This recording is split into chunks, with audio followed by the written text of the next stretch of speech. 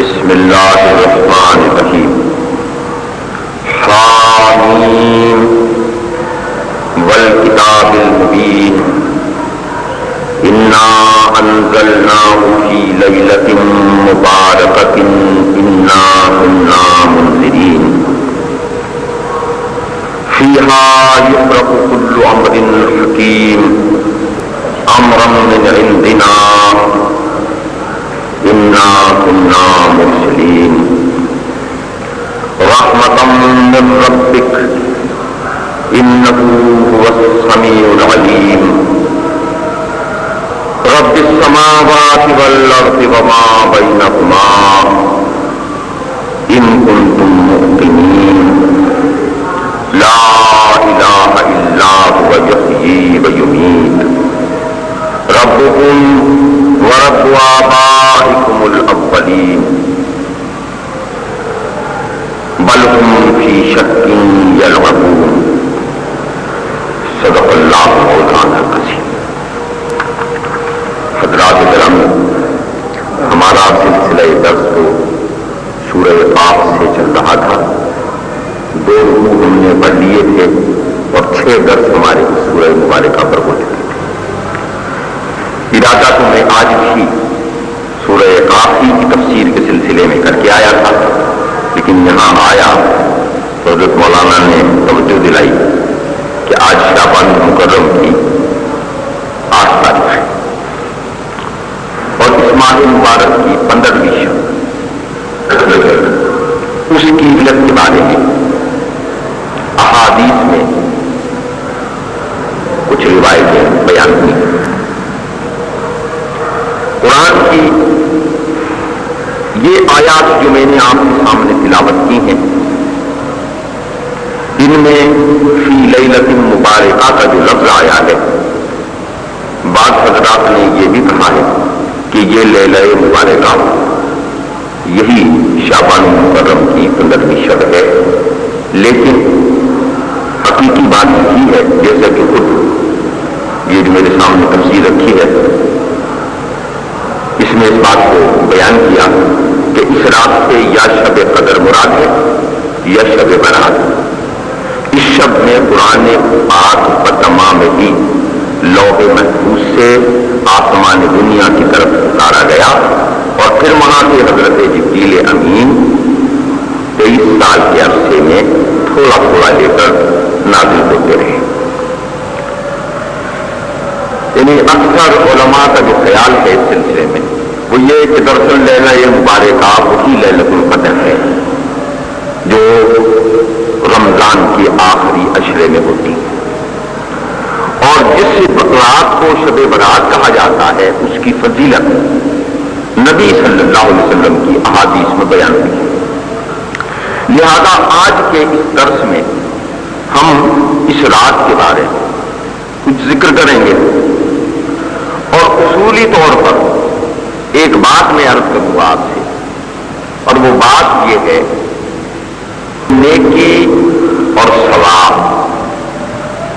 یہ 2 ایسی چیزیں ہیں کہ کسی شخص کو اس بات کا حق حاصل نہیں، چاہے وہ کوئی بھی ہو، کہ وہ طرف سے کسی چیز کو ثواب قرار دے یا کسی کو نیکی قرار دے، کیونکہ یہ قانون سازی ہے۔ اور قرآن جو نظام لے کے ہمارے پاس آیا اور محمد رسول اللہ صلی اللہ علیہ وسلم کے ذریعے جو شریعت مطہرہ ہمیں ملی ہے، اس میں احکامات کا حق اللہ کا ہے۔ وہی کسی چیز کو ثواب قرار دیتا ہے، نیکی قرار دیتا ہے، اور وہی کسی چیز کو بدی قرار دیتا ہے اور گناہ قرار دیتا ہے اور اس کے لیے سزا کی بات کرتا ہے۔ یہ سارا کا سارا شریعت سازی کا حق خالصتاً اللہ کا ہے، اس میں کوئی اس کا شریک و سہیم نہیں۔ لہذا اپنی طرف سے اگر کوئی آدمی کسی چیز کو نیکی قرار دے تو اس نے اپنی حدود سے تجاوز کیا ہے۔ اس پر بات آ رہی ہے تو سنتے جائیے. آپس میں لڑائی جھگڑے کرتے ہیں اور کہتے ہیں کہ یہ بدعت ہے اور یہ بدعت نہیں ہے. تو اس پر بعض حضرات یہ کہتے ہیں کہ کیونکہ بدعت کے معنی ہے کسی نئی چیز کا ایجاد ہونا. تو جب ان سے یہ کہا جاتا ہے کہ بھائی یہ قانون الہی میں اس کی کوئی سند موجود نہیں ہے, تو اس کے جواب میں کہتے ہیں جی بدعت ہو جی, یہ کرتا جو پہن رکھا ہے آپ نے یہ بھی تو بدعت, واسکٹ پہن رکھی ہے یہ بھی تو بدعت کیونکہ یہ بھی نہیں ہے. یہ کرسی جو ہے یہ بھی بدعت ہے کیونکہ یہ بھی نہیں ہے. یہ میز بدعت ہے یہ بھی نہیں ہے. مکان کا یہ اسٹائل بدعت ہے یہ بھی نہیں ہے. موٹر کار میں بیٹھنا بدعت ہے یہ بھی نہیں ہے. ریل بھی نہیں ہے یہ بھی بدعت ہے. ہوائی جہاز کا سفر ہے یہ بھی بدعت ہے. تو میں ذرا یہ بات بھی عرض کروں کہ جب میں یہ شیروانی پہنتا ہوں تو میں یہ نہیں کہتا کہ شیروانی پہننا نیکی ہے اور اس کے پہننے پر مجھے ثواب ملے گا. اور آپ شلوار پہنتے ہیں تو آپ یہ نہیں کہتے کہ شلوار پہننا ثواب ہے اور شلوار پہننے پر مجھے نہ ثواب ملے گا. لہذا آپ کا شیروانی پہننا, یہ شلوار پہننا, یہ ٹوپی پہننا, یا جوتے کا کوئی نیا اسٹائل پہننا, یا کرسی استعمال کرنا, یا میز پر بیٹھنا, اس لیے نہیں ہے کہ ان تمام چیزوں کو آپ معمولات زندگی کے طور پر اختیار کرتے ہیں, نیکی اور بدی کے تصور کے تحت اختیار نہیں کرتے. اچھا, اگر کوئی یہ کہے کہ کرسی پر بیٹھنا ثواب ہے تو یہ گناہ ہو جائے گا. کیوں کہ اللہ تعالیٰ نے کرسی پر بیٹھنا ثواب قرار نہیں دیا. تو گویا پتہ لگا بدعت ہر نئی چیز کا نام نہیں ہے. شریعت کی اصطلاح میں ہم بدعت اسے کہتے ہیں جو کسی نے دین میں کوئی نئی بات نکالی ہو اور اسے ثواب قرار دیتا ہو. اور سرکار دو عالم صلی اللہ علیہ وسلم کا ارشاد ہے اس کے لیے کہ فَهُوَ رَدٌّ, جو ہمارے دین میں کوئی نئی بات نکالے جو دین میں موجود نہیں ہے تو وہ اس رد کرنے کے قابل رد کر. لہذا یہ میں نے اصولی ایک تمہید ہے جو آپ کے سامنے عرض کی کہ جناب جب ہم کوئی کام یہ کہہ کے کرتے ہیں کہ اس پر ہمیں ثواب ہوگا تو ہم صرف دو سندوں پر اس بات کو کرتے ہیں. ایک یہ کہ اللہ نے اپنی پاک کتاب میں اس کے لیے حکم اتارا ہے, اور جب یہ نہ ہو تو پھر ہم دیکھتے ہیں کہ محمد رسول اللہ صلی اللہ علیہ وسلم نے اس کے لیے ہدایت فرمائی. یہ دو ہمارے قانون کے بنیادی ماخذ ہیں. آگے چل کے دو ماخذ ہمارے پاس اور بھی ہیں لیکن وہ ان کے تابع ہیں. یعنی ایک ائمہ کی رائے, ان کا قیاس, صحابہ کا اجماع, یہ قانون سازی کے سلسلے کی دوسرے درجے کی چیزیں. اجماع کس پر ہوتا ہے کہ وہ اجماع کرنے والے نئی پیش آمدہ حالات میں کتاب و سنت کی روشنی میں اس نئے مسئلے کا حل نکالتے ہیں, لیکن مزاج اس کا رجوع کرتا ہے کتاب و سنت کی طرف. لہذا بنیادی قانون اللہ کی کتاب ہے اور بنیادی شرح قانون محمد الرسول اللہ صلی اللہ علیہ وسلم کی سنت. اس سے باہر کوئی قانون نہیں. اس کے باہر اللہ کی کتاب کے باہر اور اللہ تعالی کے علاوہ کوئی مقنن نہیں. یہ تمہید سننے کے بعد اب آج ہم اس رات کی طرف رجوع کرتے ہیں کہ جسے شب برات کہتے ہیں. تو میں نے عرض کیا کہ قرآن کریم میں تو اس کے بارے میں کچھ نہیں آیا. جس لیلہ مبارکہ کو یہاں میں نے سورہ دخان کی ابتدائی آیات میں پڑھا ہے خود اس پر یہ وضاحت بھی یہاں ہی سے پڑھ دی ہے. یہ جو میرے سامنے تفسیر ہے یہ مولانا نعیم الدین صاحب رحمۃ اللہ علیہ کی ہے، اور یہ ترجمہ جو ہے یہ مولانا احمد رضا صاحب رحمۃ اللہ علیہ کا ہے. اور انہوں نے کہا ہے کہ اس رات سے یا شب قدر مراد ہے یا شب برات، یعنی یہ دو مختلف اقوال ہیں، لیکن اکثریت علماء کی اسی طرف گئی ہے کہ شب مبارکہ بھی دراصل شب قدر ہی ہے. اچھا، نبی صلی اللہ علیہ وسلم سے جو ثابت ہے اس رات کی فضیلت کے بارے میں وہ احادیث ہے. مثلا نبی صلی اللہ علیہ وسلم نے فرمایا کہ اس شب میں اللہ اتنے گنہگاروں کی مغفرت فرماتا ہے جتنے قبیلہ بنو کلب کی بکریوں کے بعد. یہ ایک روایت احادیث میں آئی. ایک روایت احادیث میں یہ آئی کہ رات کو حضرت سیدہ عائشہ رضی اللہ تعالی عنہا ہاتھ سے بیدار ہوئی تو دیکھا کہ نبی اکرم صلی اللہ علیہ وسلم تشریف فرما نہیں ہے حجرے میں. تو آپ ان کو تلاش کرتی ہوئی جنت البقیع تک پہنچے. حضور نے پوچھا عائشہ کیا تمہیں یہ گمان ہوا میرے بارے میں، یہ تلاش میں کس لیے آئی؟ تو آپ نے اس شب کی برکت بیان کرتے ہوئے یہ بات کہی کہ آج کی شب اللہ اتنے گناہگاروں کو بخشتا ہے جتنے قبیلہ بنو کلب کی بکریوں کے بعد. دوسری بات یہ ثابت ہوئی کہ اس شب میں نبی صلی اللہ علیہ وسلم قبرستان گئے اور آپ نے مغفرت کی دعائیں کی گناہگاروں کی. یہ حضور کے سنت سے دو باتیں ثابت ہوئی. لہذا جیسے کہ میں نے ابتدا میں عرض کیا تھا کہ قانون کیا ہے کہ جو پیغمبر نے کیا ہے اسے کرو، اور ساتھ یہ بھی بیان کیا گیا کہ کچھ لوگ ایسے بھی ہیں جو رات میں بھی نہیں بخشے جاتے. وہ کون ہے؟ تو فرمایا والدین کے نافرمان، جب تک والدین کو راضی نہ کر دی. کینہ پرور یہ نہیں بخشے جاتے.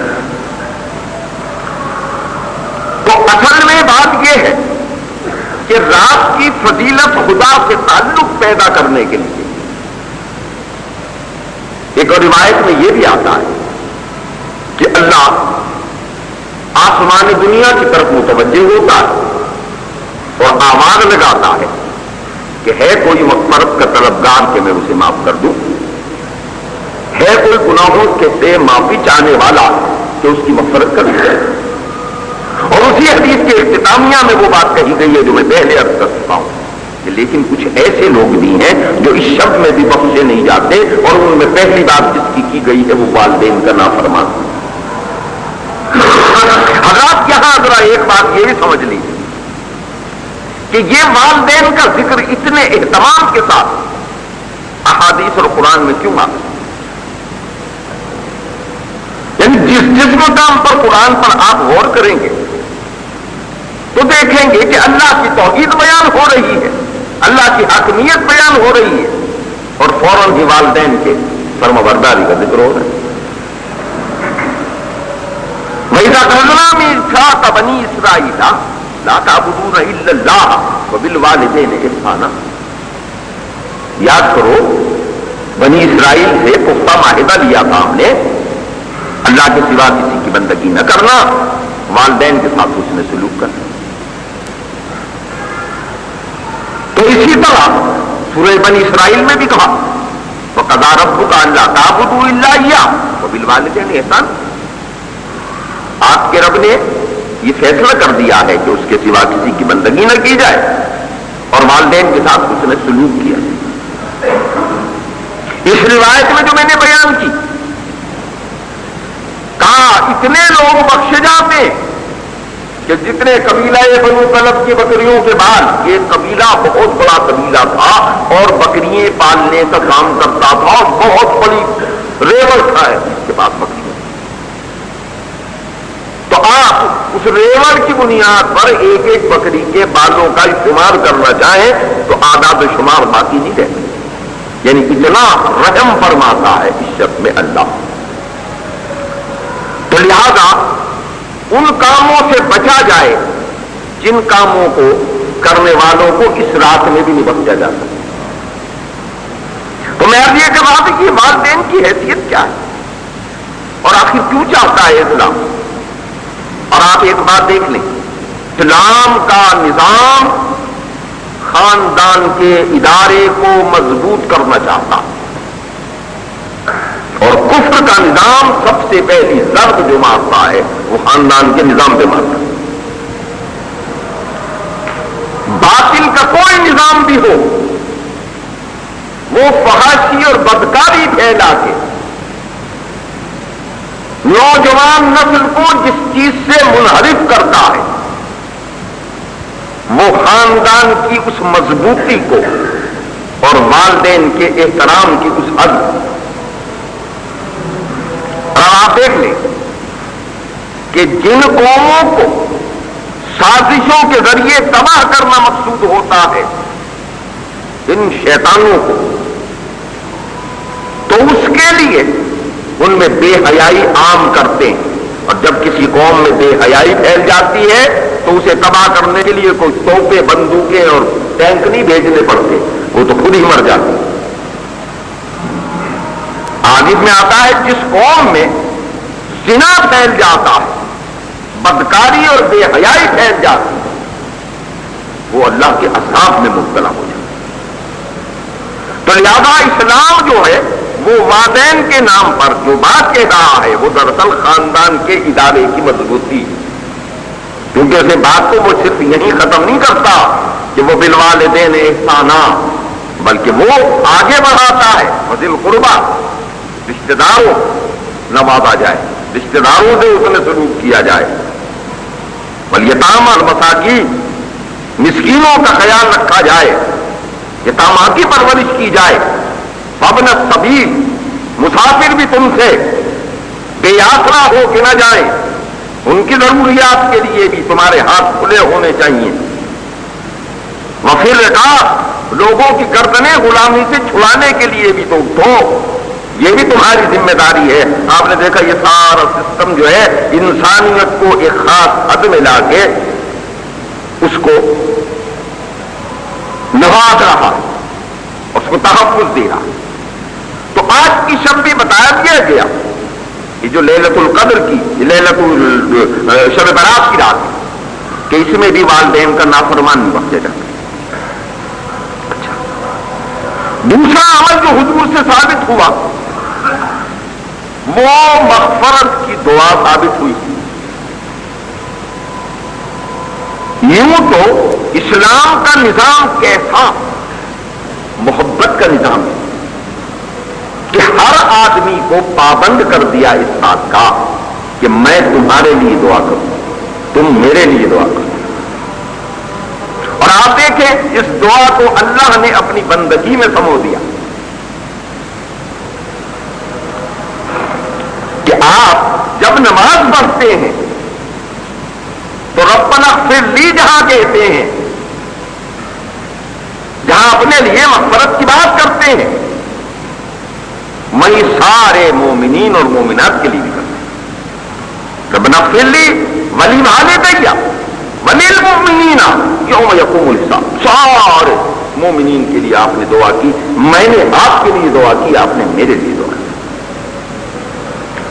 اللہ اہل ایمان کی اس خاصیت کو ظاہر کرنے کے لیے یہ کہتا ہے کہ جب جنت میں ایک گروہ پہلے داخل ہو چکا ہوگا، دوسرا گروہ اس کے بعد آ رہا، تو وہ ایک دوسرے کو سلام کرتے ہوئے، ایک دوسرے پر دعائیں کرتے ہوئے، ایک دوسرے کے درجات کی بلندیوں کی اللہ سے التجائیں کرتے ہوئے داخل ہو رہے ہو.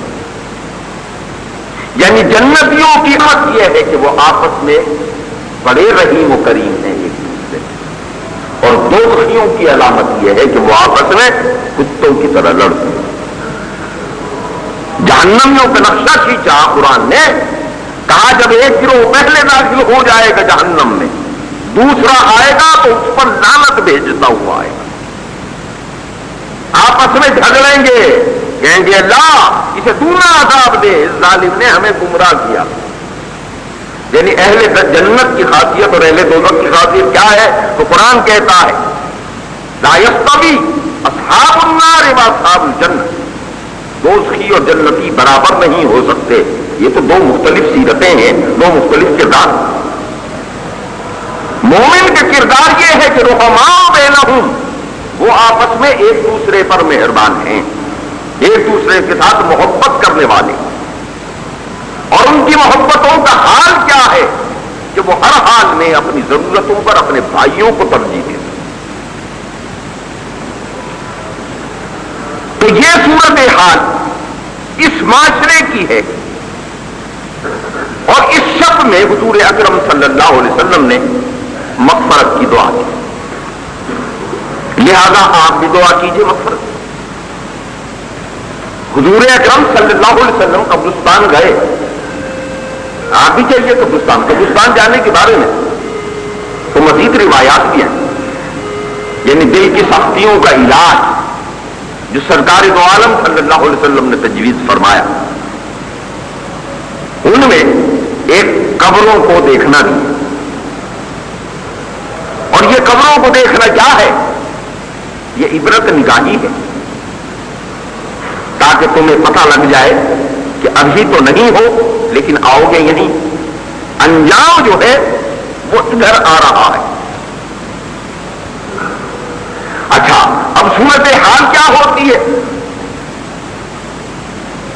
کہ یہ جو انسان کا ذہن ہے یہ بڑا زرخیز ہے اس بارے میں کہ کچھ تو ہوتے ہیں محبت میں جنوں کے انداز، اور کچھ لوگ بھی دیوانہ بنا دیتے ہیں، اپنے اپنے مطلب کی پھر نکالنے لگتا ہے۔ نبی تو گئے تھے قبرستان، کیوں گئے تھے؟ کہ مغفرت کی دعا کرنے گئے۔ وہاں تو نگاہ تھی ہی عبرت کی، لیکن امت کو ساتھ یہ بھی بتا دیا تم آیا کرو تاکہ تمہیں موت یاد آئے، اور موت یاد آئے تو اپنے حد میں آ جاؤ۔ جیسے وہ بھیڑ ہے نا کہ جس پر اس کا مالک یا ریوڑ کا گلے باندھ جو ہے جب لکڑی مارتا ہے تو ٹھیک ٹھیک چلنے لگتی، اور جتنی دیر تک اس ضرب کا اثر رہتا ہے اپنی حد میں رہتی، ذرا تکلیف کم ہوتی ہے پھر ادھر ادھر بھٹکنے لگتی۔ تو اسی لیے کہا کہ ذرا قبرستان آیا کرو تاکہ حد میں رہو، یاد آئے کہ مرنا ہے۔ یہ جو جنازے اٹھ رہے ہیں، تمہارا بھی جنازہ اٹھ جانا ہے، میرا بھی اٹھ جانا ہے، اس منزل سے ساروں کو گزر جانا۔ دل کی بیماری کے دو علاج اور بیان فرمایا۔ کسی صحابی نے پوچھا حضور دل کی سختی کا علاج کیا؟ کہا یتیم کے سر پر ہاتھ پھیرا اور موت کو کثرت سے یاد کیا۔ ایک اور مقام پر کہا دل کی سختی کے علاج کے لیے کہ قرآن کی تلاوت کیا کرو اور موت کو یاد کیا۔ ہم دل کی سختی کا علاج ڈھونڈنے نکلتے ہیں تو خواب آور دماؤں میں نکلتے ہیں۔ آپ نے سوچا یہ کیا تضاد ہے؟ یہ تضاد یہ ہے کہ دراصل موت سے گھبراتے ہیں۔ موت کا خیال آتا ہے نا تو کہتے ہیں جی رات کو نیند نہیں آتی، تو صبح ڈاکٹر صاحب کے پاس بیٹھا ہے کہ جناب آج کل نیند نہیں آ رہی، پتہ نہیں کیا بات۔ وہ جب کبھی یاد آتا ہے نا مرنا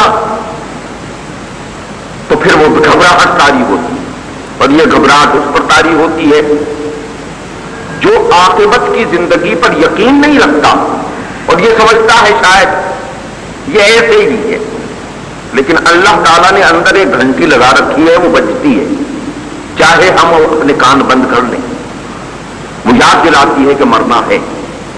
تو آپ نے دل کی بیماری کا علاج یہ بتایا، یتیم کے سر پر ہاتھ پھیرو کہ تمہیں یاد آئے کہ خدا نے تم پر انعام کیا ہے کہ تم اپنے بچے خود پال رہے ہو۔ ورنہ یہ اس کے قبضے قدرت میں ہے کہ دیکھو اس کے سر سے باپ کا سایہ اٹھا لیا ہے، اگر وہ چاہے تو تمہارا سایہ بھی اٹھا کے تمہارے بچے کو بے آسنا کر دے۔ اس پر شکر کرو خدا کا، پروردگار تو وہی ہے، پالتا وہی ہے، لیکن تم پر انعام فرمایا ہے کہ تمہارے ہاتھوں تمہارے بچے پلوا رہا ہے۔ اور اسی طرح دوسرا عمل ہے، یہ دیکھیے آپ کو تو ساتھ شکر گزاری کا یہ موقع مہیا کیا، اور یتیم کو محبت کی اس کمی سے جس سے وہ محروم ہو گیا تھا اس انداز میں وہ مہیا کیا۔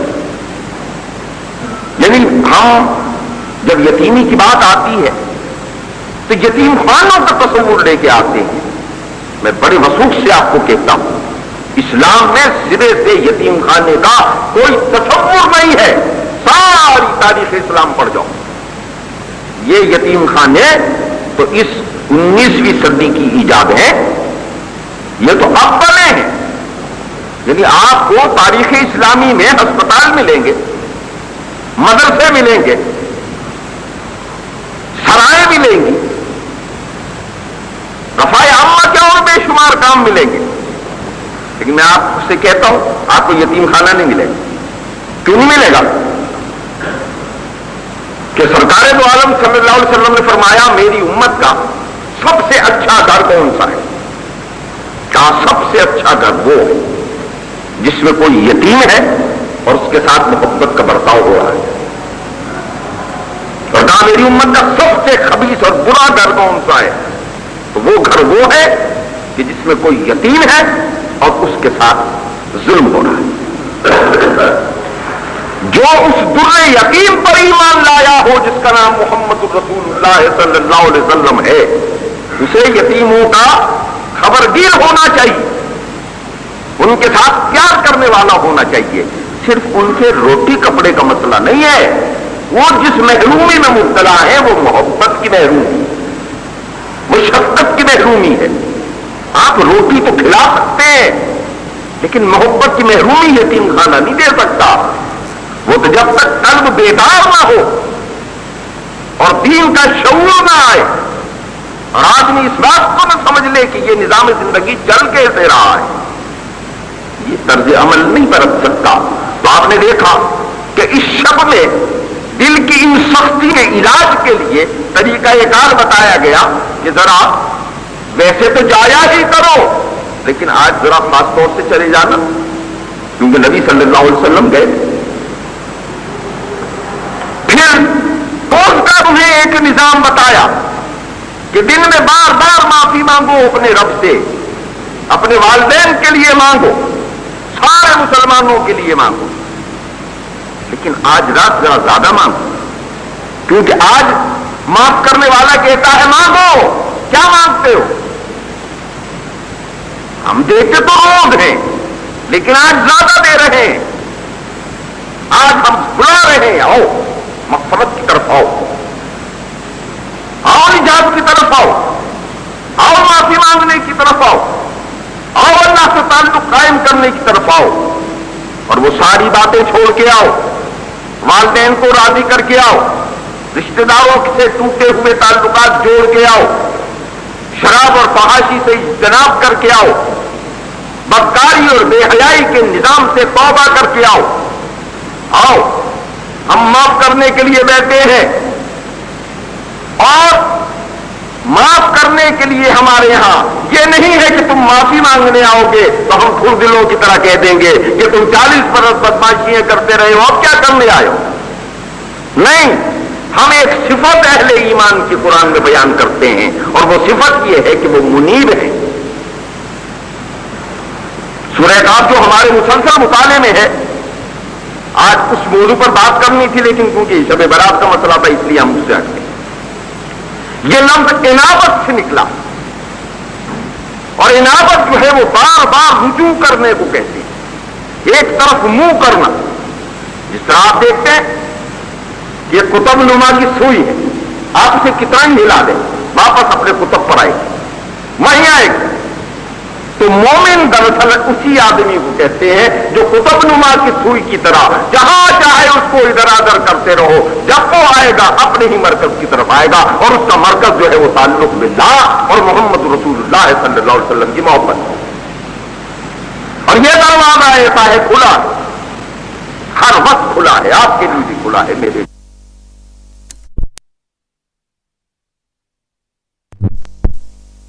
کے ساتھ روزے رکھتے ہیں۔ روایت میں آتا ہے کہ بعض دفعہ محسوس ہوتا تھا کہ شاید آپ کوئی دن چھوڑیں ہی گے نہیں، اتنے روزے رکھتے۔ ایک روایت یہ بھی آتی ہے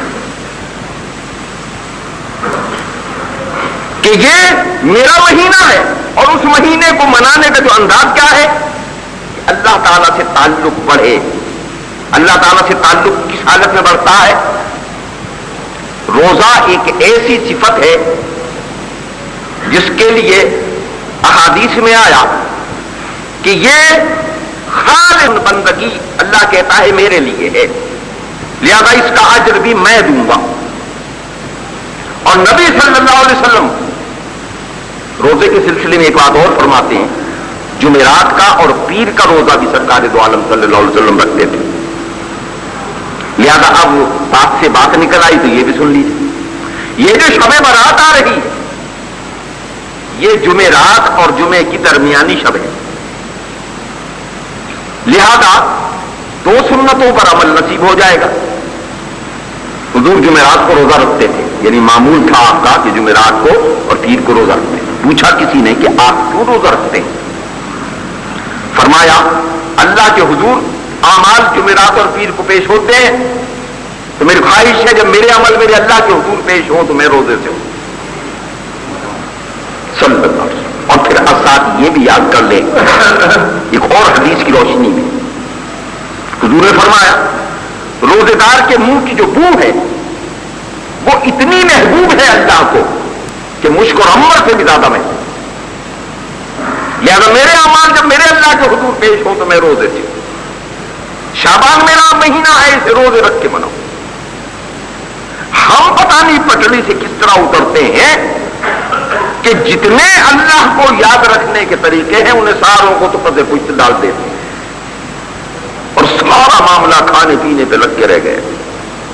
وہاں بات روزے کی ہو رہی ہے، یہاں پیٹ بڑھانے کی ہو رہی ہے۔ اور پھر اللہ بھی بہت ہی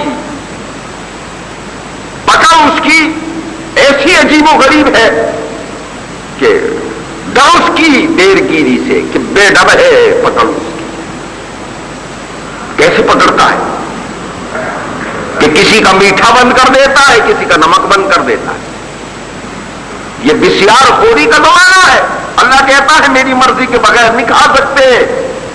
محلوں میں رہنے والوں، کارخانوں اور زمینوں کے مالک بننے والوں، تمہارا کیا خیال ہے کہ ان زمینوں سے کرتے یہ کارخانے تمہیں کھلاتے، یہ مال و دولت کے انبار تمہیں تمہاری طلبیں پوری کرتے ہیں، یہ میں کرتا ہوں۔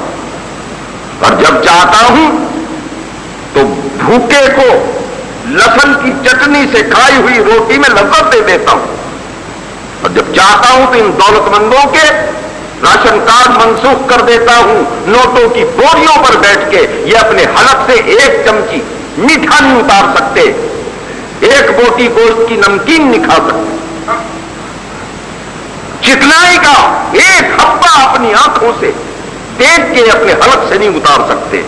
کہتے ہیں جی ہمارا تو چکنا بند ہو گیا، ہمارا تو میٹھا بند ہو گیا، ہمارا تو نمک بند ہو گیا۔ کیا جبکہ وہ کہتا ہے، اس نے اپنے نبی پاک صلی اللہ علیہ وسلم کے ذریعے ساری بات بیان کر دی، لن تموت حتی تستکمل رزقھا، مر نہیں سکتے تم جب تک اپنے حصے کا رزق نہ کھا لو۔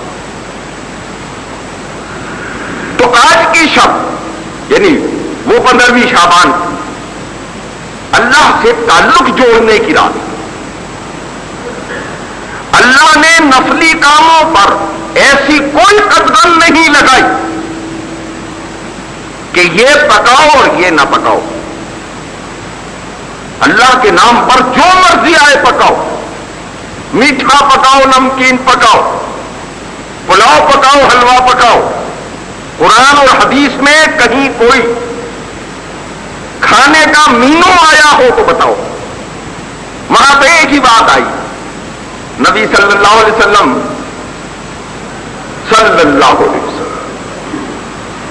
کھانے کے بارے میں فرمایا کہ یہ تو بس اس لیے ہے کہ ذرا آنکھ سیدھی ہو جائے اور رات کو اللہ کے سامنے حاضری کے لیے آدمی میں طاقت آ جائے. اور کھانے کا انداز کیا کہ پیٹ کے 3 حصے کر لو، ایک پانی کے لیے، ایک کھانے کے لیے، ایک ہوا کے لیے. ہم کہتے ہیں اس میں گنجائش ہی کوئی نہیں چھوڑنی، سارا ہی کھانا بھر دینا. یہ کہیں دین کے نام پر، کہیں بے دینی کے نام پر ہر محال میں دسترخوان بچھا ہوا ہے اور اس پر اس طرح ٹوٹے پڑ رہے ہیں کہ جیسے اس کا حساب نہیں دینا. تو عرض میں یہ کر رہا تھا کہ اللہ اور اللہ کے رسول نے نہ تو یہ کہا کہ حلوہ پکاؤ، نہ یہ کہا کہ نہ پکاؤ، نہ یہ کہا کہ پلاؤ پکاؤ اور نہ یہ کہا کہ نہ پکاؤ. یہ ایک نفلی کام ہے. تم نے اللہ کو راضی کرنے کے لیے نفلیں پڑھی، پڑھو جتنی مرضی آئے. کوئی پابندی نہیں لگائی کہ 100 پڑھو کہ 50 پڑھو، کیونکہ نفل کہتے ہی اس کام کو ہے جو شاید از فرض ہو. جمعے کے 2 فرض تمہیں پڑھنے ہیں، یہ اللہ نے فرض کر دی. انہیں تم ایک نہیں کر سکتے اور انہیں تم 3 بھی نہیں کر سکتے. جہاں نفل کی بات کہی وہاں ایک حد جو ہے اس میں سہولت دے دی. تم نفلیں پڑھو، 2 پڑھ لو، 4 پڑھ لو، 10 پڑھ لو، لیکن یہ یاد رہے کہ عشاء کے بعد اگر نفلیں پڑھتے ہو تو صبح کی نماز قضا نہیں ہونی چاہیے. ہمارا حال کیا ہے کہ ہم سمجھتے ہیں کہ یہ ایک رات آ گئی، اس میں نفلیں پڑھ لو تو اللہ وہ پچھلے سال کے گناہ معاف کر دے گا، پھر ڈٹ کے کل سے دوبارہ گناہ کرنے شروع کریں گے، اگلی شعبان پہ پھر بخشی والے. یہ روح نہیں ہے اسلام کی. اسلام کی روح تو یہ ہے کہ جو کمی بیشی رہ گئی ہے فرائض کے سلسلے میں، اللہ تمہیں نوافل کے ذریعے اس کمی کو پوری فرما دے گا. یہ نوافل کا تصور ہے. لیکن تصور یہ نہیں ہے کہ جو نمازیں اس نے فرض کر دی ہیں انہیں چھوڑ دو اور آج کی رات نفلیں پڑھ لو تو بخشے جاؤ. نہیں، آج کی رات نفلیں بھی پڑھو اور وہ دن کی جو 5 نمازیں ہیں ان کے بغیر تو اللہ کی حاضری میں تمہاری مقبولیت ہی نہیں ہو سکتی. تو جس طرح آپ نے دیکھا کہ نفلوں کا کوئی تعین نہیں ہے، جتنی مرضی آئے پڑھیں، اسی طرح نفلوں میں اس کا بھی تعین نہیں ہے کہ کتنا قرآن پڑھیں، جتنا آسانی سے پڑھو. یہ ضرور حدیث میں آتا ہے کہا سب سے افضل ذکر کیا ہے؟ حضور نے فرمایا تلاوت القرآن.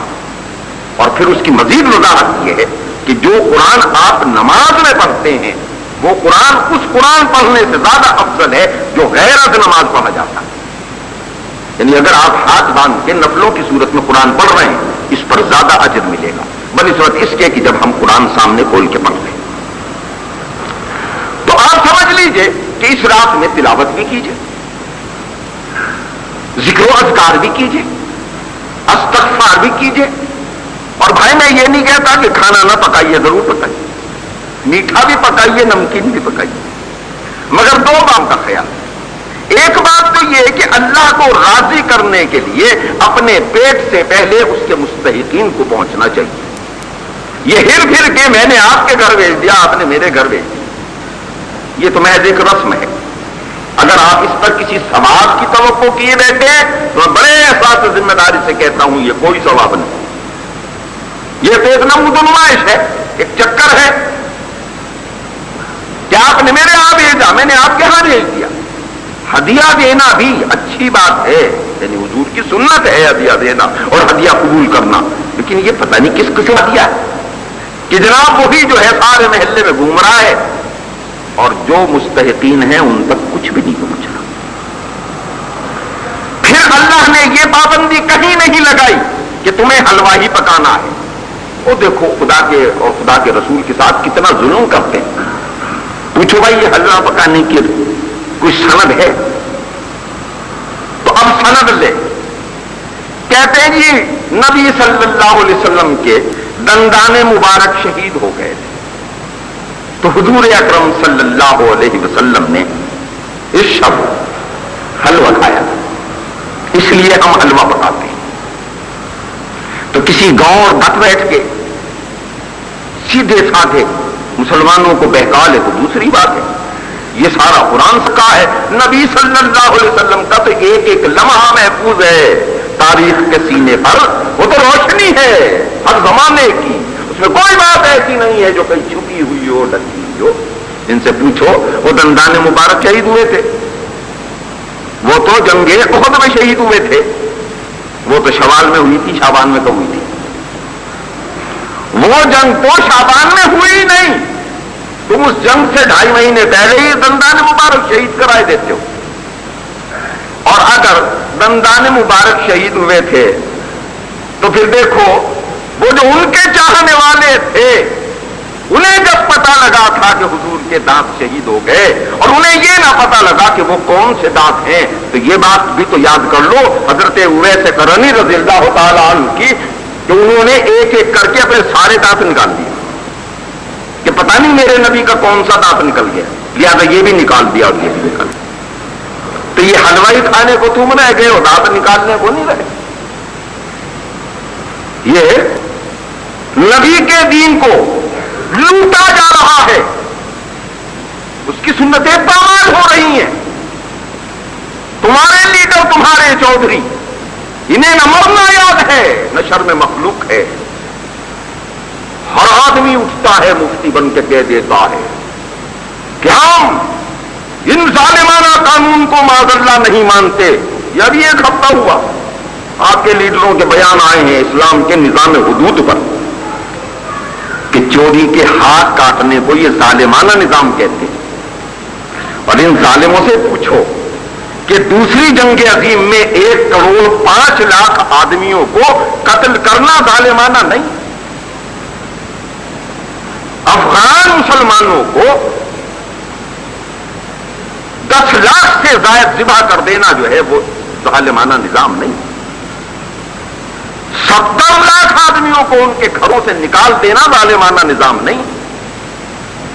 اور ظالموں غریبوں کی پونجی چوری کرنے والے سے نہیں کہتے کہ یہ ظالمانہ نظام ہے۔ میں پرسوں کی بات آپ کو بتاؤں، ایک بہت غریب آدمی، اس کو نور مل میں مزدور تھا، کچا مکان اس کا مردان میں ٹوٹ گیا، گر گیا، اس کے لیے اس نے کچھ ساتھیوں سے کہا میری امداد کرو، اور کچھ اللہ کے بندوں کو توفیق ہوئی اور انہوں نے اکٹھا کر کے اسے 10,000 روپیہ دی، چلے بھائی تو اپنا مکان بنا۔ جائز ضرورت مند تھا، اللہ ان کا اجر قبول فرمائے جن لوگوں نے اس کی امداد کی، اسے 10,000 روپیہ اکٹھا کر کے دیا۔ وہ پنڈی سے بیٹھا اپنے گاؤں جانے کے، اپنا گھر بنانے کے، جب وہاں جا کے اترا جیب میں ہاتھ ڈالا تو جیب کٹ چکی تھی، رقم کھائی۔ اس جیب کاٹنے والے کو پتا نہیں کیا ظلم کیا اس نے۔ اب اس کے بیٹے کی زبانی بات آپ کو سنا رہا ہوں۔ رات بھر اس غریب کو، جس کی ساری پونجی وہ تھی اور کوئی آسرا ہی نہیں تھا، وہ کہتا ہے رات بھر وہ جیب میں ہاتھ ڈالتا تھا باہر نکالتا تھا، ہاتھ ڈالتا تھا باہر نکالتا، یعنی شوق میں مبتلا تھا، آئے کیا ہو۔ اور نتیجہ یہ ہوا کہ صبح فجر کی نماز کے لیے جب اٹھا تو وہ حادثہ اور وہ ضرب اس کے اوپر اتنی شدید تھی کہ اسے فالج ہو گئی، یعنی وہ رقم بھی گئی اور ساتھ سے پھر ان بھائیوں کو جنہوں نے پہلے دیا تھا ان کو خبر ہوئی، 3 روپے کر کے انہوں نے پھر اس کے علاج کے لیے اس کو دیے۔ لیکن میں ایک بات کہتا ہوں، جو شخص یہ کہتا ہے کہ چور کا ہاتھ کاٹنا ظالمانہ نظام ہے، وہ مجھے یہ بتائے کہ یہ چوری ظالمانہ نظام نہیں ہے۔ جس آدمی کی وہی پونجی تھی اس چور کو نہیں پتا، کسی بیٹی کا جہیز لے گیا، اس کے باپ کے دل سے پوچھو، جس نے پتا نہیں کس طرح سے وہ جہیز اکٹھا کیا تھا، اس کا ہاتھ نہ کاٹا جائے تو اس کو سر پہ بٹھایا جائے۔ اللہ کے قوانین کے خلاف یہ زبان کھولنے والے سن لیں، وہ کوئی بھی ہو، خدا کی پکڑ سے بچ نہیں سکتے۔ تم جن بےمانوں کافروں اور ملحدوں کو خوش کرنے کے لیے کہتے ہو، یہ اگر تم سے راضی بھی ہو جائیں تو تمہیں استحکام نہیں دے سکتے. استحکام تمہیں اللہ ہی دیتا ہے. اللہ نے مہلت دی ہوئی ہے، چاہے اللہ کو راضی کر کے لے لو اور چاہے اللہ کو ناراض کر کے لے لو، لیکن جب اس کی پکڑ میں آؤ گے تو بچو گے. تو اب میں یہ کر رہا تھا کہ آج کی اس شب میں یہ جو 15 شعبان کو آئے گی، 15 شعبان آج کی اس مراد ہوئی 15 شعب، یہ جمعے اور جمعرات کی درمیانی رات ہے، کیونکہ ہمارا جو دن ہے شریعت کے مطابق وہ مغرب کے وقت شروع ہوتا ہے غروب آفتاب پر. جمعرات کو جب آفتاب ڈوبے گا تو ہماری 15 تاریخ شروع ہو جائے گی اور یہ 15ویں شب ہے. تو لہٰذا جناب آپ پکائیے، لیکن غربا کا حصہ بھی دیجیے، ان تک پہنچائیے. اور ثواب اور صدقے کے لیے یہ کہیں ضروری نہیں ہے کہ وہ کوئی خاص قسم کی چیز پکا کے جی. میں کہتا ہوں یہ جیسے ایک آدمی کا میں نے ذکر کیا، پتہ نہیں آپ کے پڑوس میں ایسے کتنے لوگ ہوں گے جو آپ کی امداد کے مستحق ہیں. اللہ کے بندوں کا کے کام آنا سیکھیے. یہ آپ کے سامنے اسپتال ہے، پتہ نہیں کتنے لوگ یہاں ایسے پڑے ہوں گے جن کے پاس دوا کے پیسے نہیں ہیں، اور ڈاکٹر صاحب نے چٹھی لکھ کے دے دی کہ ہمارے یہاں کو دوا نہیں ہے، جاؤ بازار سے لے آؤ. یہ روزمرہ ہوتا ہے آپ کے یہاں. تو یہ آپ کے قریب میں ادارہ موجود ہے کہ جہاں آپ اللہ کے بندوں کے کام آ کے اللہ کی رضا حاصل کر سکتے. تو بیوہ ہے، یہ ضروری ہے کہ صاحب اس کو روٹی دی جائے، اس کی جو ضرورت ہے وہ پوری کی جائے. کھلاؤ بھی، پلاؤ بھی، پرورش بھی کرو. اگر کوئی یتیم بچہ ہے اس کی فیس کا بندوبست کرو، اسے کتابوں کا بندوبست کرو. قرآن مجید کا کہیں مدرسہ چل رہا ہے، اس کے چلنے کا اہتمام جو ہے اس میں حصہ لے لو. تو اللہ تعالیٰ نے یہ کہیں نہیں کہا نوافل کے سلسلے میں کہ حلوہ پکا کے کھاؤ گے تو ثواب دوں گا. سنتے ایک ہی بات کہی ہے، انما الاعمال بالنیات، اعمال کا دار و مدار تو اس بنیاد پر ہے کہ تمہاری نیت کیا ہے. اگر چودھری صاحب کو راضی کرنا ہے حلوہ کھلا کے تو پھر ہمارے پاس کیا لینے آئے. اور اللہ کو راضی کرنا ہے تو اس نے کہیں نہیں کہا کہ یہ پکاؤ اور وہ نہ پکاؤ، جو مرضی آئے پکاؤ، روز پکاؤ، خوب کھاؤ، کلوا واشربوا ولا تسرفوا، فضول خرچی نہ کرو. تو آج کی شب میں یعنی 15ویں شعبان میں روزہ رکھ لیجئے، جمعرات اور جمعے کا رکھ لیجئے، دو ملا کے، کیونکہ نبی صلی اللہ علیہ وسلم کی ایک سنت یہ بھی ہے نفلی روزوں کے بارے میں کہ ایک نہ رکھا جائے، دو رکھے جائیں، یعنی بدھ اور جمعرات کا رکھ لیجیے. جمعے کے لیے رسول اللہ صلی اللہ علیہ وسلم نے روزہ رکھنے سے نفلی منع فرمایا ہے. صرف وہ لوگ رکھ سکتے ہیں جو مسلسل جمعے اور جمعرات کا روزہ رکھتے ہیں. لیکن اگر کبھی کبھار رکھنا ہو تو کوشش کیا کیجیے کہ وہ جمعے کا نہ ہو، جمعرات اور بدھ کا ہو جائے. تو یہ دو روزے رکھ لیجیے، اللہ تعالیٰ آپ کو ثواب عطا فرمائے گا. اور ساتھ ہی ساتھ یہ کہ جن لوگوں سے تعلقات خراب ہیں وہ ٹھیک کر لیجیے. والدین راضی ہیں تو سبحان اللہ بہت مبارک ہے، ناراض ہیں تو انہیں راضی کر لیجیے. فوت ہو گئے ہیں تو تعلق ختم نہیں ہوا، یہ رات تو ہے ہی مانگنے کی رات، ان کی مغفرت کی مانگی. قرآن مجید کی تلاوت کیجیے کہ اس کا سب سے زیادہ اجر ہے. نبی صلی اللہ علیہ وسلم نے اس کے اجر کے بارے میں فرمایا کہ اس کے ہر حرف پر 10 نیکیاں ملتی ہیں، 10 درجات بلند ہوتے ہیں، 10 گناہ معاف ہوتے ہیں. اور پھر ساتھ یہ بھی کہا کہ میں یہ نہیں کہتا کہ الف لام میم ایک حرف ہے، بلکہ الف ایک حرف ہے، لام ایک حرف ہے، میم ایک حرف ہے. لہذا قرآن مجید کی تلاوت کیجیے.